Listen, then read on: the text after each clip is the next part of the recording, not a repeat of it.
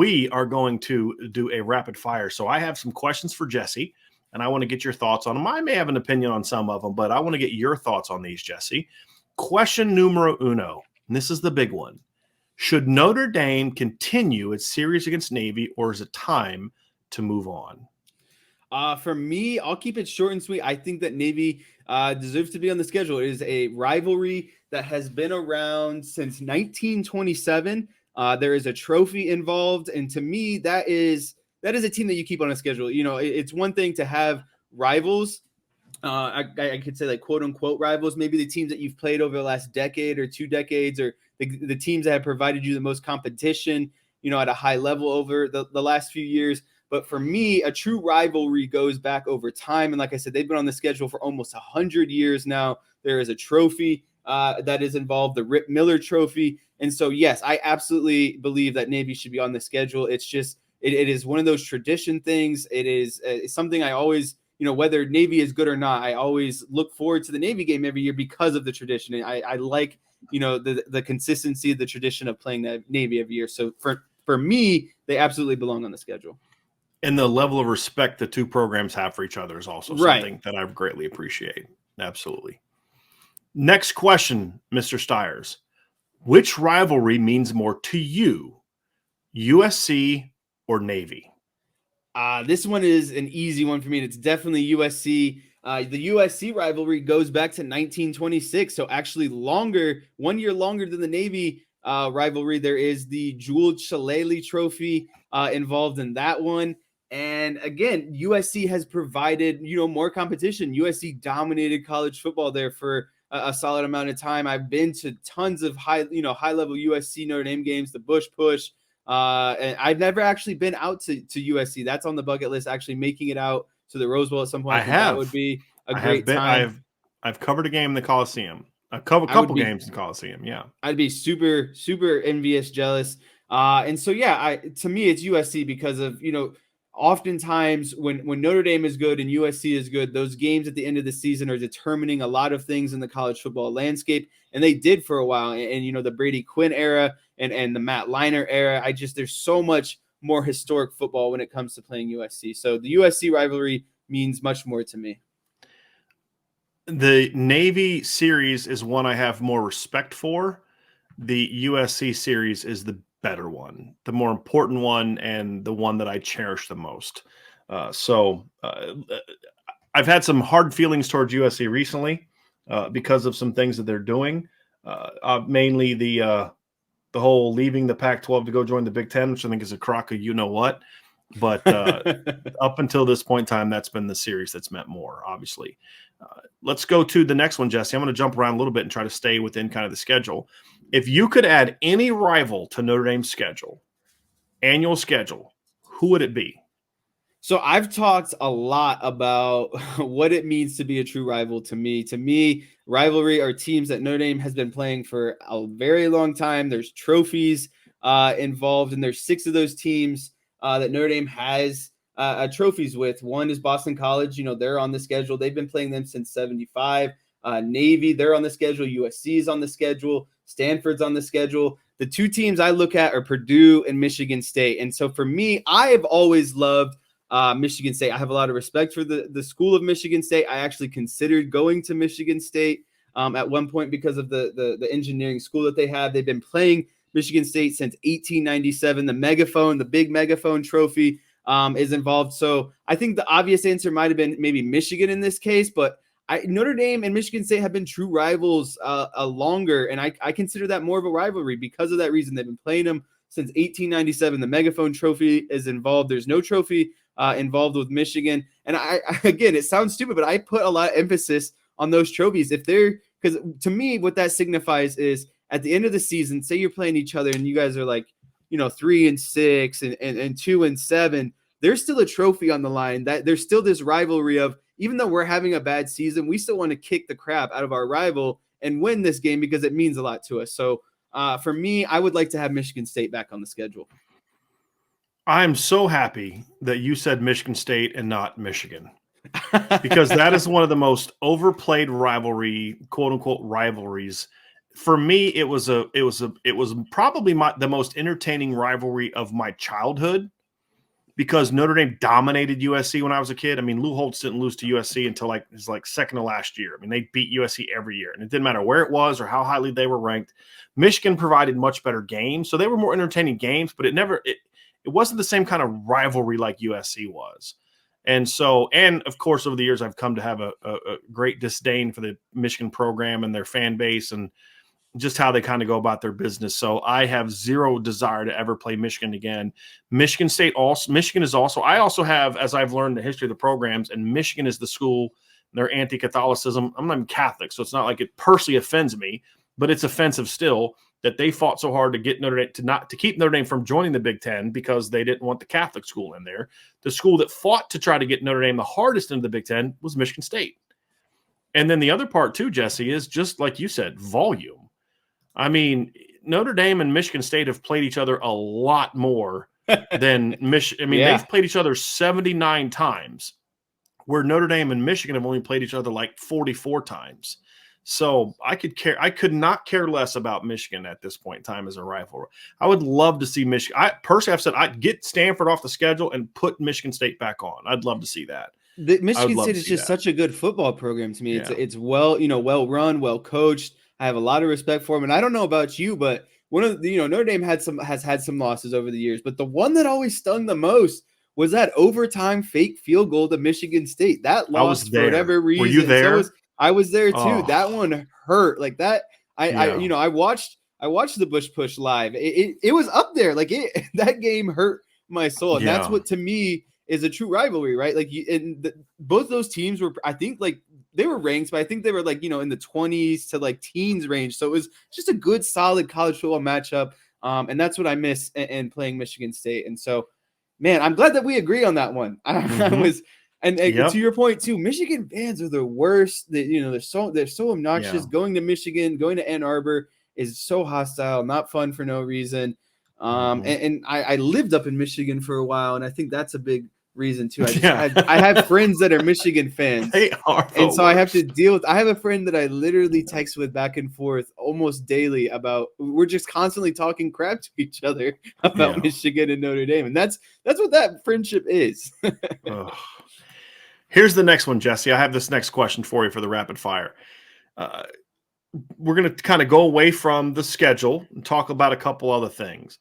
You, as a former linebacker or defensive coordinator, take however you want to look at it. What's the worst part of defending the triple option? I think as a player being in the game, the worst part about defending the triple option is the consistent intensity and attack and downhill, and just knowing as a linebacker, you have to throw yourself into that play every single time. And their whole goal is only to get 3 yards. And so like that's a successful play to you. And most times as a linebacker, when you make a stop for only a gain of 2-3 yards, that's a success, but it's not. And then so you're throwing yourself in there every time you're coming downhill, you're making intensity. It's happening again and again and again. And it's just so fast and in your face, and constantly the physicality of it is definitely, I think, the worst part about it. You have to mentally be tough every play. You have to want to make the tackle every play. And I know that's what, you play defense, that's what you should want to do. But there's just layers to defense, and just constantly getting smashed like that every play is not the most fun. And these are big guys too. These are big fullbacks that you have to take down. They're powerful guys. Now the flip side. What's your favorite part about playing the triple option other than stats? No, that's it. That's the reason. What do you mean? That's the only good thing that I would rack up like a 20-piece playing the triple option. That's it. That's you come out of there, the chicks think you're tough because you got bruises all over you, and then I got 20 tackles that game. No big deal. So it's all about the numbers. It's all about the production. It's not just receivers and running winning. Backs, huh? Okay. No. Right. You got to obviously winning. That's top priority. You want win, but then right below there is where that tackle stat line came in for the game. I dig it. Let's talk a little Notre Dame football, Jesse. Question number 1 in our rapid fire: can Notre Dame continue winning through USC and into a major bowl game without improving throwing the football? Yeah, and I think the Clemson game proved that because the defensive lines and the overall run defense is only going to, theoretically get easier for Notre Dame. And so I have no problem with this very dominant run passing game. And I've said before, I think Notre Dame's best advantage on offense is their three running backs. It's a three-headed monster, and they can do so many different things with them formationally of, do we want to run downhill and power with you and straight estimate? Do we want to get more Logan Diggs, kind of that combination of power, but still has elusiveness and can get by you at a second level, past your linebackers and safeties. He's not just running you over. He's making a cut and still getting back into full speed very quickly. And then obviously, Tyree is more of the perimeter player. And so when you establish that power run game, almost like the triple option, you're training the eyes to do certain things. And then Notre Dame just hits you with a quick kind of backside, flip out to the running back, or maybe a quick flip pass to Mayer out in the flat. They don't have to get deep and complex with the passing game. Do I think the passing game on top of what they're doing in the run game would take them to an extraordinary next level? Of course, that's the kind of final chapter of their offense. When you have a great tight end, you have a dominating offensive line, you have a three-headed running back monster that can all do different things effectively. If you can add in throwing the ball in there, that's what's going to take you to the next level. But for who they're playing right now, and kind of the personnel that they have this season, I'm okay with them, not limiting the pass, but it doesn't have to be, the main premier of the offense when the run game is this dominant and this in your face the way that it was against Clemson. I'm going to throw a few more at you, Jesse, that I didn't give you a heads up for before, because you're doing a great job, and I love how you're attacking these questions. So here's a question I have for you. If you could say any team in the top 10 right now that you would look at and say, if I'm Notre Dame, I want to play that team in a bowl game, who would it be and why? Oh, so I got to refresh myself on the top 10. So I know that Georgia was 1, 2 was Ohio State. I'll read it through you now. Okay. I'll give you the top 10 now. Michigan, 4 TCU, 5 Tennessee, 6 through 10 is what I need the most help with. Okay. So this is the college football playoff top 10, the one that matters. 6 is Oregon, 7 is LSU, 8 USC were taken out because you get them anyway, 9 Alabama, and then, of course, 10 is Clemson because you already have them anyway. So Georgia, Ohio State, Michigan. Let's take Ohio State out too because you've already played them. Georgia, Michigan, TCU, Tennessee, Oregon, LSU, and Alabama. For me, off of those teams, I would have to go with TCU and Oregon. And I'll tell you why. I wouldn't want to get into a physical matchup with Georgia and Michigan because I think both of those teams know how to play physical.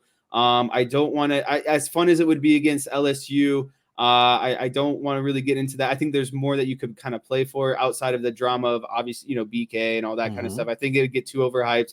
Alabama, I'm cool with playing Alabama. Like they've played them in the playoffs before. I'd like to see some new, a new face. So to me, TCU and Oregon, and I say those two because I think Notre Dame's defense can handle, what they're trying to accomplish offensively and more of like maybe a passing threat. Notre Dame's secondary is very good. I think if Notre Dame has a defense, it's their linebackers and their run game. And even, they even shut that down the last game. And I think Notre Dame would expose, that's a big word, expose TCU and Oregon defensively with their power run game. I think they'd have the most ease with what they do best, and that's running the ball downhill against an Oregon and TCU defense. And I think they stack up well in the secondary against what TCU and Oregon are trying to do offensively. So those would be my two picks. I'm going to give you two choices. You got to pick one. Who would you rather play in a bowl game and why? LSU or Bama? Oof. I actually, for this season, I would want to go Alabama because I think Alabama is more vulnerable, and you could say you took down an Alabama. Anytime you can, I don't care what. Okay. If Alabama is like 6-6, probably not the same, but Alabama is still a top 10 team right now. They're still very vulnerable. I think their offense is very not similar to Clemson's, but I shouldn't necessarily say that. They're not similar to Clemson, but I think if you can take away one of their aspects offensively, they kind of become they might break down kind of like we saw with Clemson. So for me, I think Alabama is vulnerable this year, and I think it is always a good look when you can beat Alabama. So I'm going to go with Alabama. Good answer. I think if Notre Dame was able to beat Clemson, USC, and Alabama in the same season, that would be huge for the program. Yeah, be huge for the program. There's no question about it. No question about it. Okay, here's a question, Jesse. I'm going to ask you to look into your crystal ball. This is the last one. Look into your crystal ball and make a prediction. When we get done on what's championship? Let me look this up. What is championship Saturday? What day is that? That's going to be what? December 5th, correct? Yes. No, that's Saturday, December 3rd. So when we get together on Sunday, December 4th, all the smoke is cleared. Who are the 4 college football playoff teams? You don't have to give me necessarily seeding. Just give me who you think the 4 would be. I think the 4 will be Georgia. I think they'll win the SEC. I don't think they'll have any more problems with. I think they've cleared their biggest hurdle. I think Tennessee posed the most threat to them this season. I also think Bama would have been the tougher matchup for them than LSU. Yes, I do. Yes, I do. And I'm going to go Ohio State because I think that they are going to win the Big Ten and go undefeated, even though they play a very weak schedule. But that's a different topic. We can get into the weakness of the Big Ten, and it's just a kind of a crapshoot to me in most years in the Big Ten. And so I'm going to go Ohio State there. I don't know how I feel about a one-loss Clemson or North Carolina potentially, just because of their strength of schedule. And we saw, Notre Dame doing that to Clemson doesn't help the ACC one bit. And so, to me, I think a second SEC school has to get in. I think Tennessee is going to sneak its way back into the 4. So I have Georgia, Tennessee, Ohio State. And then that last spot is really ultimately kind of a wild card spot, a toss-up. Man, I think TCU is going to find a way. There's always a Cinderella. There's always kind of one team who everyone thinks doesn't necessarily belong. I think that TCU is going to go undefeated and hold on to that last spot, or the remaining spot. So I think we'll see 2 SEC schools, the Big Ten champion. I think it's Ohio State, could be Michigan, and then an undefeated TCU. I am usually a really big opponent of having 2 teams from the same conference. Same, but they favor it like that. They do. I will say this, however. I do think if Tennessee goes out there and smacks Missouri and smacks South Carolina and smacks Vanderbilt and looks good, they can't just go win their next 3 games. They got to look good doing it. I think you're going to look back and say, this is a team that beat number 10 Alabama. This is a team that destroyed LSU, who we think is going to play in. Like, if you're Georgia, you are rooting for LSU to run the table. You do not want them getting upset by Arkansas. You do not want them getting upset by Texas A&M. You want them being the champs of the SEC West, because you do not want Bama. Not that Bama's great this year, but they're the more dangerous team, and Nick Saban's going to have that team ready for the SEC title game. LSU is the better matchup for you if you're Georgia. So you want them winning out. So Georgia, I think I'm with you. And honestly, I look at Tennessee, and I do think they're one of the 4 best teams. They just happen to lose to the best team, right? Yeah, who else would have lost to the best team at Georgia? Everyone else in college football. Why do you think they were 8.5-point favorite? Right. You can't get down against Georgia when they have that kind of defense at home. It's just not a recipe for success. Tennessee got down early and then just couldn't get anything going on top of that. There was just no catching them at basically halftime. TCU is interesting because I think their next 2 games are going to be very telling. Obviously, playing at Texas this week, TCU's played a lot of tough games. Here's my concern about TCU. It's kind of like what I felt about Kansas State when I predicted that when they lost last week. I didn't predict them to lose, but I think it's what happened, and I think it's what happened to Oklahoma State. They played like 5 really good games in a row, and they just kind of like, okay, we can't keep getting up every week, and you just kind of hit a wall. And I worry about that a little bit with TCU. They've played Oklahoma, they played Kansas, they played Oklahoma State, they played Kansas State back to back. Then they went on the road to play West Virginia. That was a competitive game for them. This past week they had a battle with Texas Tech.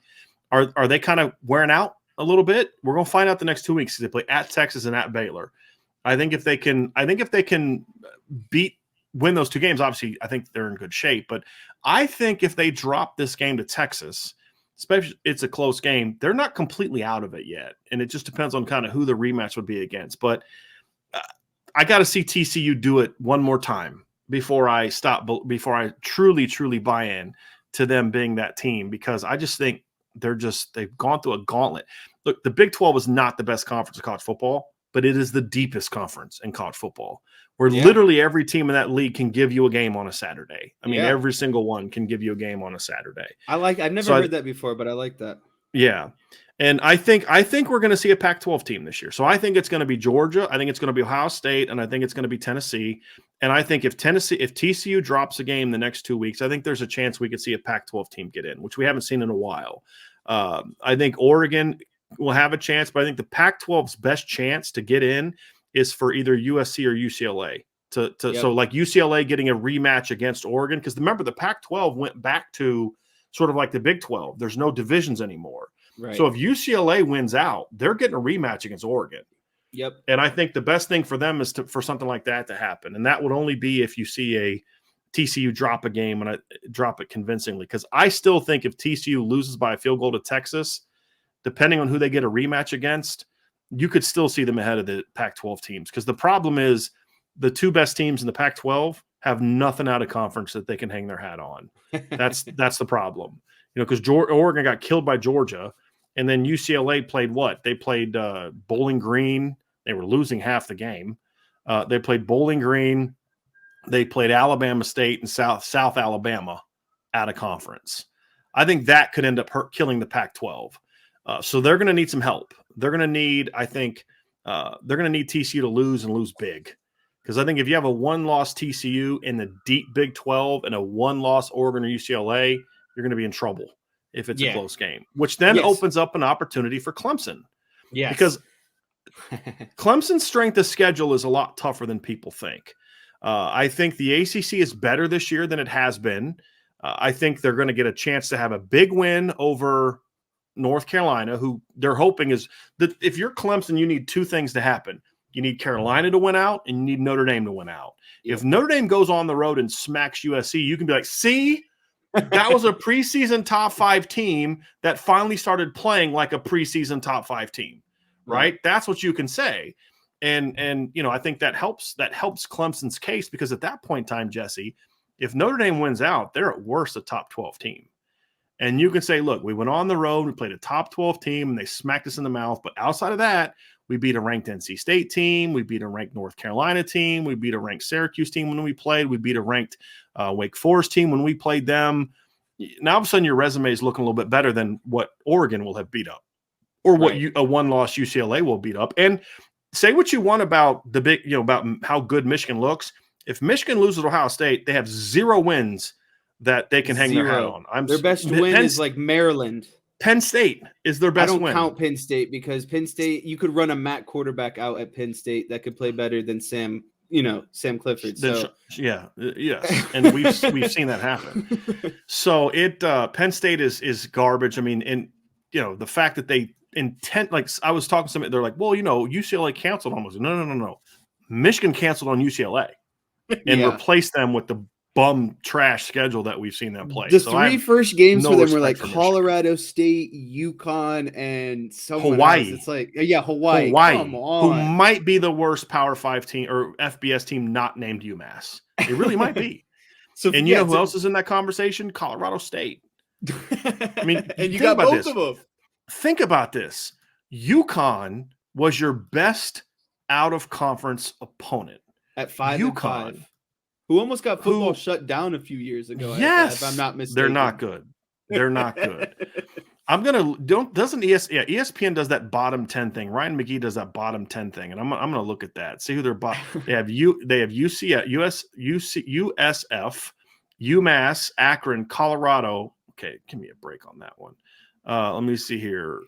Akron, I'm pretty sure is on Ohio State's This isn't a serious one, so I thought it was actually looking at the 10 worst teams, because they have Clemson in there, which is kind of silly. So anyway, I mean, you've got 2 of the worst teams in college football in your non-conference, and you're hanging your playoff resume on a home win over Penn State. Come on, give me a break. That's what so I mean. I think what they need is because here's the thing. If Ohio State loses to Michigan in a close game, Ohio State can hang their hat on. We beat Penn State on the road, and we beat Notre Dame, who by that point in time could potentially be ranked in the top 13 or 14. So Ohio State and Clemson fans are both go Irish right now over the next month. I mean, they need Notre Dame to win. And Ohio State fans will tell you that. Like, we need Notre Dame to win because that's going to, because then you would have a win over Ohio State or over. I mean, if they win out, it doesn't matter.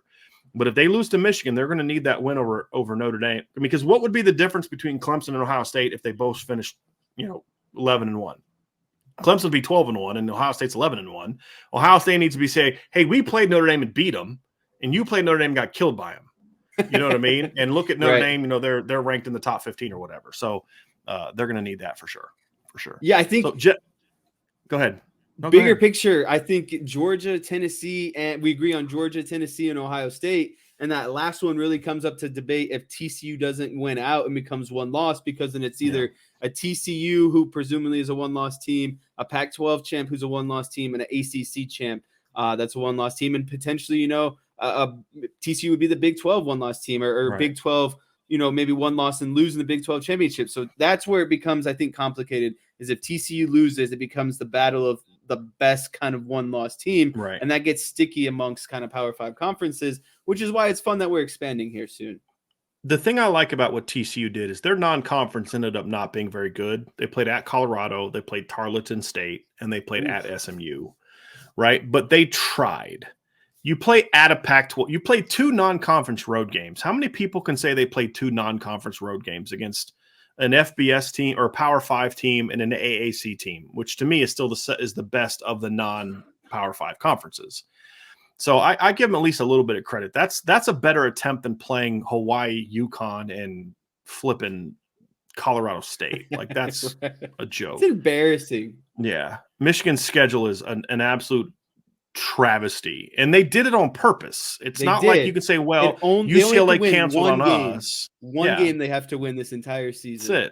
That's it. That's why I hope Michigan or Ohio State absolutely curb stomps Michigan. Same. I hope they destroy Michigan. And not this because is the I dislike argument Michigan. I get in with my friend every day. I send him a picture of their schedule, and I say, "You can't say anything to me." At least Notre Dame, he's like, "Oh, you lost to Stanford and Marshall." Yeah, but at least they powered up against somebody. Other teams. Yeah, we beat someone. We gave ourselves the opportunity someone so far to be battle tested. You're not battle tested.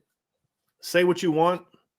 I'll take both of Notre Dame's best wins over Michigan's best win right now. Oh, I'll take North 100%. Carolina on the road and Clemson at home over Penn State at home any day of the week. I'll take BYU on the road against over that Penn State win. Michigan's that's embarrassing. Like, to put that schedule together is embarrassing. Like Ohio State. Okay, so Notre Dame is going to end up not being as good as people thought. But when they scheduled Notre Dame was pretty good. You're trying to test yourself there. Yeah. You're putting a data point on there that's good. Yeah. It gives you credit. Right.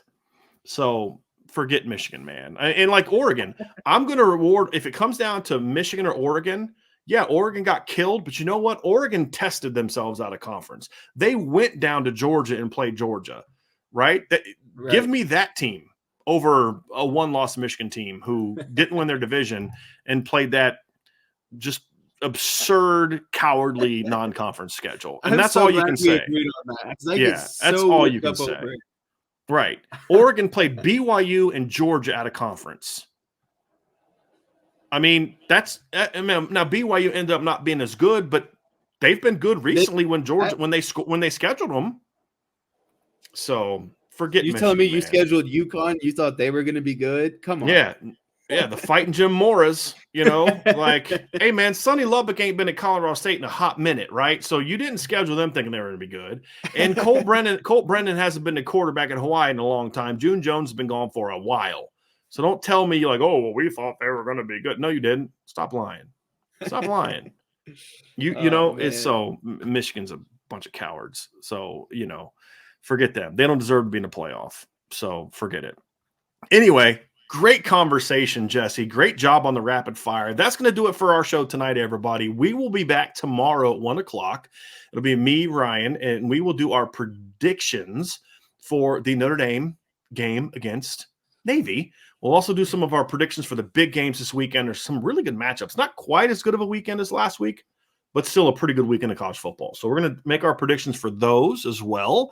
And Jesse, you'll be back next Tuesday, I believe. With you and your dad, right? And then we'll get you back on a post-game show in these days.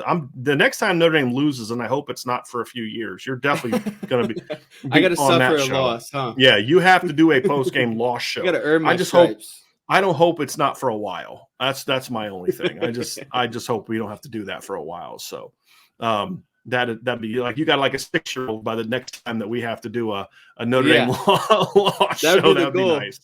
That'd be nice, right? Hey, Frank Leahy did it once, right? You know what I mean? So he had a whole class that never lost a game. So we'll have some fun with that. So anyway, for Jesse Stiers, great job today, Jesse. Very, very well done. You.